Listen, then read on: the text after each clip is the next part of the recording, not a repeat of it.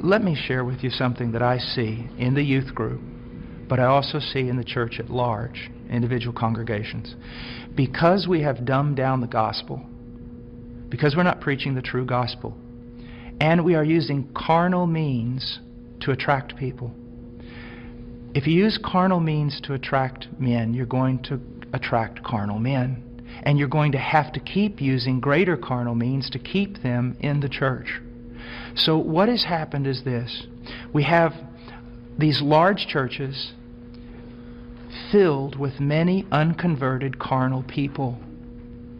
But in those churches, we also have this small group of people that honestly want Christ. And they honestly want His Word, and they honestly want to be transformed. They don't need anything else. All they need is true worship of the true God and Scripture being preached to them and lived out before them. That's what they want. Now, I want to tell you the great sin of the American pastor. And this has got me in a lot of trouble, but it's true.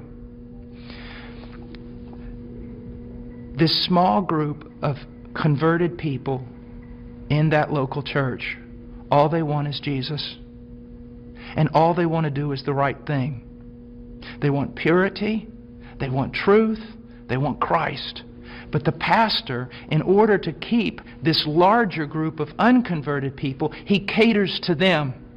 So while he is feeding these carnal men and women with carnal things, he is letting the sheep of God starve to death, and he is going to stand before God one day in judgment.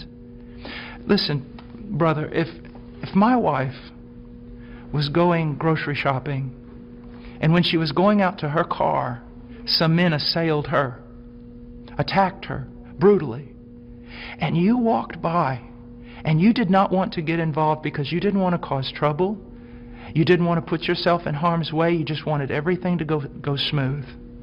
After all that was done, I would look for those men to deal with them. But I want you to know this, I'd look for you too. Because you had a chance to stand for my wife, my bride.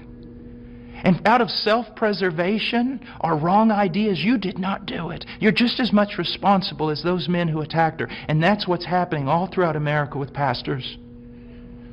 It's the bride of Christ. There are sheep in all these churches, many of them, even churches that seem somewhat heretical in places. You'll usually find a group of people who truly want Christ, but the leadership is catering to the carnal and letting the bride of Christ starve to death, impoverished.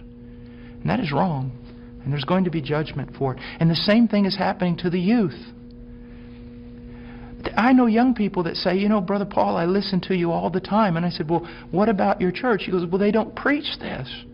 It's not what the other young people want. And so they give them what they want. I'm starving to death.